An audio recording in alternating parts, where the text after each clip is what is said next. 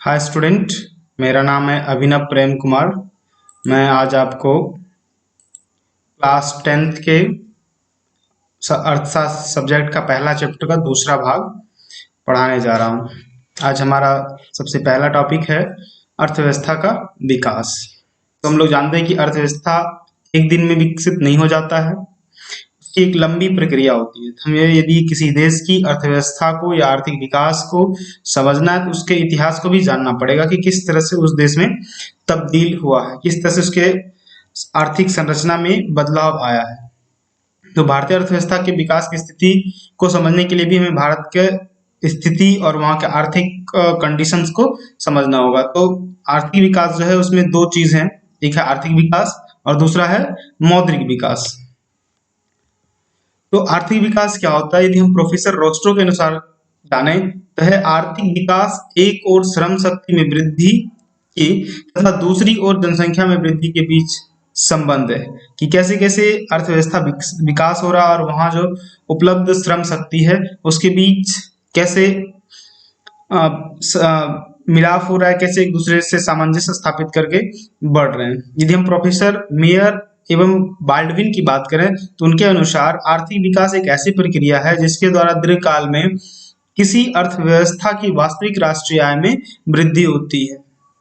कि यदि हम अभी 5,000 रुपये हमारे प्रति व्यक्ति आय भारत की यदि 5,000 रुपये है तो 5 साल बाद या 4 साल बाद वो बढ़ के 20,000 रुपये प्रति व्यक्ति आय हो जाती है। तो इससे हम लोग क्या समझेंगे कि आर्थिक विकास हुई।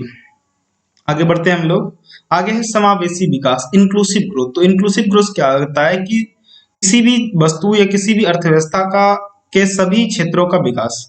जैसे आर्थिक विकास की जिस पद्धति या प्रक्रिया से समाज के सभी वर्गों का जीवन स्तर ऊंचा होता जाए तथा समाज का कोई भी वर्ग विकास के लाभ से अछूता नहीं रहे, तो ऐसे ही विकास की प्रक्रिया को समावेशी विकास कहा जाता है। समावेशी विकास के अंदर आता है कि अर्थव्यवस्था के सभी क्षेत्रों का विकास। ऐसा नहीं हो कि मैन्युफैक्चरिंग सेक्टर ज्यादा जा रहा हो तो सर्विस सेक्टर कम, नहीं, सारे सेक्टर को जिस प्रकार से कृषि में विकास हो रहा है उसी प्रकार औद्योगिक क्षेत्र में विकास होनी चाहिए, उसी तरह से सेवा के क्षेत्र में विकास होनी चाहिए। तो जितना भी अर्थव्यवस्था का जितना भी पार्ट है उसमें सभी में एक समान रूप से विकास हो रहा है तो उसको हम लोग क्या बोलेंगे? समावेशी विकास यानी इंक्लूसिव ग्रोथ। अब हम लोग देखते हैं वृद्धि और विकास में अंतर। यदि श्रीमती उपसला हिक्स के अनुसार समझे तो वृद्धि यानी ग्रोथ शब्द का प्रयोग आर्थिक दृष्टि से विकसित देशों के संबंध में किया जाता है, जबकि विकास शब्द का प्रयोग विकासशील अर्थव्यवस्था के संदर्भ में किया जा सकता है। यदि हम डॉक्टर ब्राइट सिंह के अनुसार देखें तो उनके अनुसार है कि ग्रोथ शब्द का प्रयोग विकसित देशों के लिए किया जाता है। भारत, हम लोग जानते हैं कि भारत क्या है? विकासशील देश है। यह इनकी अर्थव्यवस्था भी धीरे धीरे विकास हो रही है, इसलिए भारत के निरपेक्ष में विकासशील शब्दों का प्रयोग किया जाता है। जबकि अमेरिका जैसे विकसित देशों में वहां अर्थव्यवस्था के लिए विकसित शब्द का उपयोग किया जाता है कि वहां की जो प्रति व्यक्ति आय है वो काफी ज्यादा है, वहां का जो उपभोग है, कंजम्पशन है वो काफी ज्यादा है, इसलिए अमेरिका जैसे देश को विकसित कहा जाता है जबकि भारत जैसे देश को विकासशील कहा जाता है। बढ़ते हैं हम लोग आगे। अब हमारा आर्थिक नियोजन, इकोनॉमिक प्लानिंग। आर्थिक नियोजन का अर्थ है एक समय संबद्ध कार्यक्रम के अंतर्गत पूर्व निर्धारित सामाजिक एवं आर्थिक उद्देश्यों की प्राप्ति के लिए अर्थव्यवस्था में उपलब्ध संसाधनों का नियोजित समन्वय एवं उपयोग करना। तो ऐसे भी हम लोग समझ सकते हैं कि हम लोग एक प्लान करते हैं कि भाई हमारे 1 साल के अंदर हमें गाड़ी लेनी है, घर बनाने हैं या और कहीं इन्वेस्टमेंट करना है या कुछ और खरीदना है। तो एक तरह से हम लोग प्लानिंग बनाते हैं कि हमारे पास इतना इनकम है और इस हिसाब से हम आगे खर्च करेंगे। तो ठीक उसी तरह पूरे देश के लिए जो प्लानिंग किया जाता है उसको हम लोग क्या बोलते हैं? इकोनॉमिक प्लानिंग यानी आर्थिक नियोजन, यानी जो पूरे देश में किस प्रकार से पैसा खर्च किया जाए ताकि विकास सबसे उच्चतम स्तर पर हो, जो उसका प्लानिंग किया जाता है, जो एक खाका तैयार किया जाता है उसको हम लोग क्या बोलते हैं?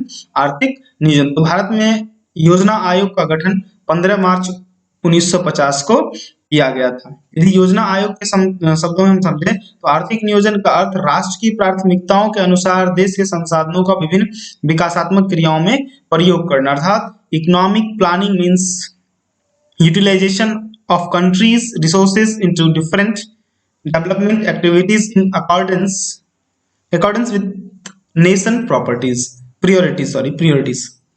बढ़ते हैं हम लोग आगे की ओर। तथा आर्थिक नियोजन का अर्थ, तो राष्ट्र की प्राथमिकताओं के अनुसार देश के संसाधनों का विभिन्न विकासात्मक क्रियाओं में प्रयोग करना, कि हमारे पास जितना संसाधन है उसमें सबसे पहले किस संसाधन को डेवलप किया जाए ताकि अर्थव्यवस्था में सबसे अच्छा ग्रोथ मिल सके। अच्छा, यदि हम योजना आयोग की बात करें तो भारत में योजना आयोग का गठन 15 मार्च 1950 को किया गया था और आयोग के जो अध्यक्ष होते हैं वो भारत के प्रधानमंत्री होते हैं। सामान्यतः काम काज एक उपाध्यक्ष की देखरेख में होता है और जिसकी सहायता के लिए आयोग के 8 सदस्य होते हैं। अब हम लोग बात करते हैं राष्ट्रीय विकास परिषद, नेशनल डेवलपमेंट काउंसिल एनडीसी। तो भारत में राष्ट्रीय विकास परिषद का गठन 6 अगस्त 1952 को किया गया था। इसका गठन आर्थिक नियोजन हेतु राज्य सरकारों तथा योजना आयोग के बीच तालमेल तथा सहयोग का वातावरण बनाने के लिए किया गया था।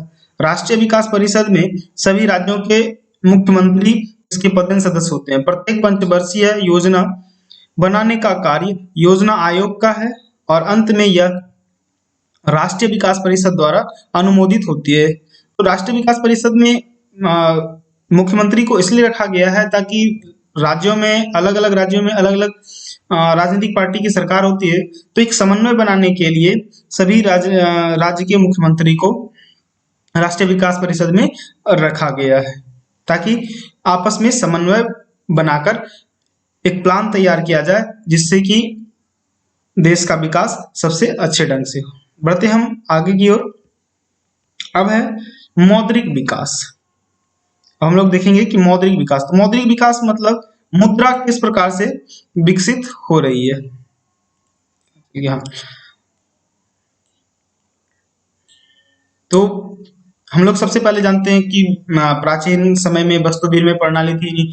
एक वस्तु को देकर दूसरे वस्तु का लेन देन करते थे हम लोग, लेकिन उसमें बहुत सारी डिफिकल्टीज होती थी। तो हम लोग जानते हैं आवश्यकता ही आविष्कार की जननी है। जब हम एक जगह पे हमें डिफिकल्टीज महसूस होने लगती है, दिक्कत होने लगता है, तो हम दूसरे उसके सॉल्यूशन की ओर बढ़ते हैं। तो सबसे पहले जो थी वो वस्तु विनिमय प्रणाली थी। वस्तुओं के लेन देन से काम चलता था, यानी एक वस्तु के बदले हम दूसरे वस्तु लेते थे और दूसरे वस्तु के बदले हम तीसरे वस्तु को लेते थे। तो इस तरह का विनिमय प्रणाली था। तो उसमें बहुत सारी खामियां थी, जैसे दोहरे गणना का अभाव, दोहरे ऐसे किसी यदि आदमी को दाल की जरूरत है तो उसे चीनी की जरूरत नहीं है, यदि किसी आदमी को चावल की जरूरत है तो उसे गेहूं की नहीं। तो इस तरह का जो एक मिलाप नहीं हो पाता था। तो कई बार होता था कि वस्तु को किसी आदमी के पास वस्तु रहते हुए भी उसको दूसरे वस्तु नहीं मिल पाते थे, क्योंकि दूसरे आदमी को उस वस्तु की आवश्यकता नहीं होती थी। अब हम लोग बढ़ते हैं मौद्रिक प्रणाली, मुद्रा से वस्तुओं एवं सेवाओं का विनिमय।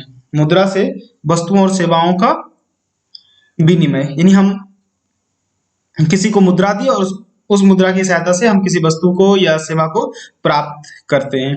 आगे बढ़ते हैं बैंकिंग प्रणाली। बैंक के माध्यम से चेक के द्वारा विनिमय की क्रिया का संपादन होता है। अब हम लोग बैंकिंग प्रणाली, मुद्रा प्रणाली के बाद बैंकिंग प्रणाली में आते हैं, जिसमें कई तरह का चेक, डिमांड ड्राफ्ट आदि होते हैं, जिसकी सहायता से हम किसी वस्तु को या सेवा को प्राप्त कर सकते हैं।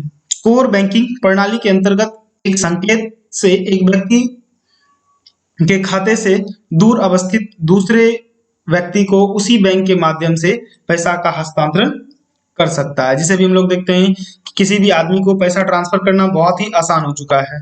हम लोग मिनटों में अपना पैसा एक जगह से दूसरी जगह भेज सकते हैं। इसको हम लोग कोर बैंकिंग प्रणाली बोलते हैं। सभी बैंकों में इस तरह का सिस्टम लगा हुआ है कि हम लोग जब चाहें तब पैसा भेज सकते हैं। अब तो काफी इजी हो चुका है, हम लोग अपना बैंकिंग मोबाइल से भी कर सकते हैं। एटीएम भी एक तरह का प्लास्टिक कार्ड है, जिसकी सहायता से हम किसी भी एटीएम मशीन में जाके पैसा निकाल सकते हैं।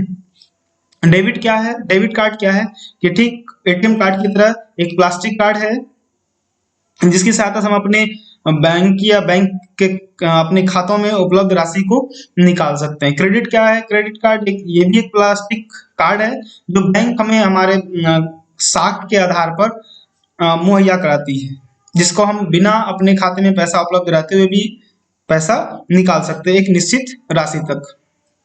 तो इस तरह से मुद्रा का विकास हुआ, वस्तु विनिमय प्रणाली, फिर मौद्रिक प्रणाली, बैंकिंग प्रणाली, फिर कोर बैंकिंग प्रणाली, एटीएम, डेबिट कार्ड और क्रेडिट कार्ड। बढ़ते हम लोग आगे की ओर। आगे है आर्थिक विकास की माप एवं सूचकांक। तो आर्थिक विकास को मापने के कई तरीके हैं, कई सारे इसके फेनोमेना है। नंबर एक, राष्ट्रीय आय, नेशनल इनकम। तो राष्ट्रीय आय क्या है? पूरे देश का जो आय होता है उसको हम लोग क्या बोलते हैं? राष्ट्रीय आय। तो यदि किसी देश की राष्ट्रीय आय अधिक है तो उसका आर्थिक विकास अधिक होगा, वो विकसित राष्ट्र कहलाएगा। अच्छा, प्रति व्यक्ति आय क्या होता है कि प्रति व्यक्ति आय यदि देश के अंदर जो कुल जनसंख्या है और उसको यदि कुल जनसंख्या से देश के राष्ट्रीय आय में भाग दिया जाए तो हमें प्रति व्यक्ति आय प्राप्त होता है। जैसे हम ये समझ लें, यदि 10 लोग मिलकर 1000 रुपए कमाते हैं तो प्रत्येक आदमी कितना कमाया? 1000 बटे 10 यानी 100 रुपए। तो उसी तरह से हम लोग पूरे देश में जितना आय है यदि उसको पूरे देश की कुल जनसंख्या से भाग देते हैं तो प्रति व्यक्ति आय प्राप्त होती है। तो प्रति व्यक्ति आय बराबर क्या होता है? राष्ट्रीय आय बटे कुल जनसंख्या। अब हम लोग बढ़ते हैं आगे, मानव विकास सूचकांक। तो ह्यूमन डेवलपमेंट इंडेक्स, ये क्या है? तो यह सूचकांक संयुक्त राष्ट्र विकास परिषद UNDP, United Nation development programme द्वारा महबूब उल हक के निर्देशन में तैयार की गई मानव विकास रिपोर्ट है।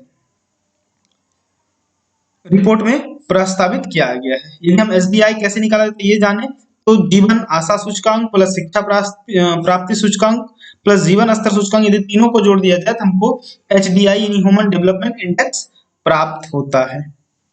बढ़ते हम लोग आगे के। अब मानव विकास रिपोर्ट, ये क्या है? National human development report UNDP की मानव विकास की तर्ज पर भारत में पहली मानव विकास रिपोर्ट जो है 2002 में जारी की गई थी। योजना आयोग द्वारा तैयार की गई इस रिपोर्ट को तत्कालीन प्रधानमंत्री अटल बिहारी वाजपेयी ने 23 अप्रैल 2002 में नई दिल्ली में जारी किया। रिपोर्ट को भारतीय लोकतंत्र के लिए एक महत्वपूर्ण दस्तावेज बताते हुए योजना आयोग के तत्कालीन अध्यक्ष ने ये बात कही थी। बढ़ते हम लोग आगे की ओर। अब आधारिक संरचना। तो आधारिक संरचना क्या होता है? जो अर्थव्यवस्था के विकास के लिए सबसे ज्यादा महत्वपूर्ण हो, जैसे रोड हुआ, स्कूल, अस्पताल, बिजली, इन सब चीजों को आधारिक संरचना कहते हैं। आधारिक संरचना का मतलब उन सुविधाओं तथा सेवाओं से है जो देश के आर्थिक विकास के लिए सहायक होते हैं। वे सभी तत्व जैसे बिजली, परिवहन, संचार, बैंकिंग, स्कूल, कॉलेज, अस्पताल आदि देश के आर्थिक विकास के आधार हैं। उन्हें देश का आधारिक संरचना कहा जाता है। किसी भी देश का आर्थिक विकास में आधारिक संरचना का महत्वपूर्ण स्थान है। जिस देश का आधारभूत ढांचा जितना अधिक विकसित होगा वह देश उतना ही विकसित होगा। बढ़ते हम लोग आगे की ओर। तो ये थे हमारे आधारिक संरचना। तो हम लोग आधारिक संरचना में उदाहरण के तौर पे ले सकते हैं बिजली, परिवहन, संचार, बैंकिंग, स्कूल, कॉलेज, अस्पताल इत्यादि। अब हम लोग आते हैं बिहार के पिछड़ेपन के कारण। तो बिहार के पिछड़ेपन के कारण बहुत सारे हैं, उनमें से कुछ हम लोग देखते हैं। तेजी से बढ़ती हुई जनसंख्या। तो बिहार की सबसे बड़ी जो प्रॉब्लम है, सबसे बड़ा जो कठिनाइयां वो है बढ़ती हुई जनसंख्या। बिहार में उपलब्ध संसाधनों के हिसाब से तुलना में कई गुना तेजी से जनसंख्या बढ़ रही है, जिससे कि सभी लोगों को पर्याप्त संसाधन मुहैया कराना संभव नहीं हो पा रहा है। दूसरा है कि आधारिक संरचना का अभाव। बिहार में सड़कों का, बिजली का, स्कूल का, अस्पताल का, इन सारी वस्तुओं का काफी अभाव है, जिससे कि अर्थव्यवस्था के विकास में बाधा पहुंचती है। कृषि पर निर्भरता। बिहार की मैक्सिमम पॉपुलेशन जो अधिकांश जो जनता है या अधिकांश लोग हैं वो कृषि पर निर्भर है। उनके पास कोई वैकल्पिक साधन नहीं है, कल कारखाने के रूप में काफी नगण्य, इसलिए सारे लोग कृषि पर निर्भर है। ये भी एक कारण है कि बिहार पिछड़ेपन होने का। चौथा हम लोग पॉइंट देखते हैं बाढ़ तथा सुखाड़ से क्षति। बिहार में हम लोग जानते हैं कि जो उत्तरी बिहार है वहां प्रत्येक साल बाढ़ आती है, जबकि दक्षिणी बिहार में सूखा पड़ता है। इस वजह से भी कृषि भी ठीक ढंग से बिहार में नहीं हो पाती है। बाढ़ में कई सारी जान माल की क्षति होती है, तो उसको पूर्ति करने में फिर समय लगता है। फिर औद्योगिक पिछड़ापन। हम लोग जानते हैं कि बिहार में औद्योगिक पिछड़ापन काफी ज्यादा है। नए नए फैक्ट्रीज यहाँ बिल्कुल नहीं लगते हैं, यहाँ फैक्ट्री का अभाव है। गरीबी। बिहार में 34% गरीबी, यानी 100 में 34 लोग गरीबी रेखा में जीते हैं। ये भी बिहार के पिछड़ेपन का एक प्रमुख कारण है। अगला है खराब विधि व्यवस्था। तो खराब विधि व्यवस्था, यहाँ की प्रशासनिक व्यवस्था काफी लचर पचर है। और अगला है कुशल प्रशासन का अभाव। बिहार में कुशल प्रशासन का भी अभाव है, हर जगह करप्शन है, हर जगह घुसखोरी होती है, जिस कारण से सही लोगों को सही वस्तुओं की पहचान नहीं हो पाती और सही रूप से मौका नहीं मिल पाता है। तो बिहार के पिछड़ेपन के कारण में ये भी एक महत्वपूर्ण योगदान है। अब हम लोग बढ़ते हैं बिहार के पिछड़ेपन को दूर करने के उपाय। तो पहला है बिहार के पिछड़ेपन को दूर करने के उपाय में से सबसे पहला है जनसंख्या नियंत्रण। यदि हम अपनी जनसंख्या यानी बिहार की जनसंख्या नियंत्रित कर ली जाए तो सभी लोगों को संसाधन उपलब्ध कराया जा सकता है, लेकिन ये काफी मुश्किल है कि जनसंख्या पर नियंत्रण किया जा सके। अगला है कृषि का तेजी से विकास। कृषि का तभी तेजी से विकास हो सकता है जब इसमें नए नए तकनीक का प्रयोग किया जाए। जब हम लोग मशीनीकरण, आधुनिकीकरण का उपयोग कर कृषि का उत्पादन करेंगे तो हमें कृषि विकास में तेजी देखने को मिलेगी। बाढ़ पर नियंत्रण, जो प्रत्येक साल बिहार में बाढ़ के कारण लाखों करोड़ों की क्षति होती है, जान माल की क्षति होती है, यदि हम उस पर नियंत्रण कर लें तो भी हम बिहार को पिछड़ेपन से दूर कर सकते हैं, इसके विकास को आगे की ओर ले जा सकते हैं। आधारिक संरचना का आधार, किसी भी अर्थव्यवस्था के विकास के लिए सबसे इंपॉर्टेंट है आधारिक संरचना। यदि हम बिहार में आधारिक संरचना का जाल बिछा दें तो अर्थव्यवस्था में विकास होना प्रारंभ हो जाएगा। औद्योगिक विकास, अभी बिहार में उद्योग जो है वो ना के बराबर। यदि हम नए नए उद्योगों का शुभारंभ करें तो भी लोगों को ज्यादा से ज्यादा रोजगार मिलेगा और उद्योग अर्थव्यवस्था का विकास होगा। अगला है गरीबी दूर करना। यदि हम बिहार की जनता को गरीबी मुक्त करें, गरीबी से ऊपर लाएं तो भी अर्थव्यवस्था में सुधार हो सकता है और बिहार के पिछड़ेपन को दूर किया जा सकता है। शांति विधि व्यवस्था, बिहार में कई प्रकार की अशांति होती है, उसमें भी नियंत्रण करने की आवश्यकता होती है। पुलिस प्रशासन को सही ढंग से काम करने की जरूरत है। स्वच्छ तथा ईमानदार प्रशासन, बिहार में स्वच्छ और ईमानदार प्रशासन का भी अभाव है। यदि इस प्रशासनिक ढांचे में बदलाव कर उसे ईमानदार बनाया जाए तो भी बिहार के पिछड़ेपन को दूर किया जा सकता है। केंद्र से अधिक मात्रा में संसाधनों का हस्तांतरण, बिहार हमेशा केंद्र सरकार से उपेक्षित रहा है। बिहार को जितनी राशि मिलनी चाहिए उतनी मिलती नहीं है, जबकि बिहार में सबसे ज्यादा पॉपुलेशन डेंसिटी है, सबसे ज्यादा जनसंख्या घनत्व है। तो यदि हम उस जनसंख्या घनत्व के अनुपात में केंद्र सरकार से संसाधनों का हस्तांतरण हो तो भी बिहार विकास की ओर उन्मुख हो सकता है। बढ़ते हम लोग आगे की ओर। गरीबी रेखा, पॉवर्टी लाइन। तो गरीबी रेखा क्या है कि गरीबी को निर्धारित करने के लिए योजना आयोग द्वारा सीमांकन, बॉर्डर लाइन किया गया, जिसको गरीबी रेखा कैलोरी मापदंड पर आधारित है। यदि ग्रामीण क्षेत्र में 2400 कैलोरी तथा शहरी क्षेत्र में 2100 कैलोरी प्रति व्यक्ति प्रतिदिन उपभोग करता है तो उसे गरीबी रेखा में माना जाता है। अर्थशास्त्र में गरीबी की माप की यह एक काल्पनिक रेखा है। इससे नीचे जीने वाले सभी लोग बीपीएल लोग कहलाते हैं, अर्थात बिलो पॉवर्टी लाइन, गरीबी रेखा से नीचे। और जो इससे ज्यादा उपभोग करते हैं उसको एपीएल कहा जाता है, अपर पॉवर्टी लाइन। तो आज थे ये इकोनॉमिक्स के कुछ टॉपिक्स। आशा करता हूँ आपको बहुत अच्छा लगा होगा। यदि आपको ये वीडियो पसंद है और इंटरैक्टिव लगता है तो आप मेरे चैनल को सब्सक्राइब करें। धन्यवाद।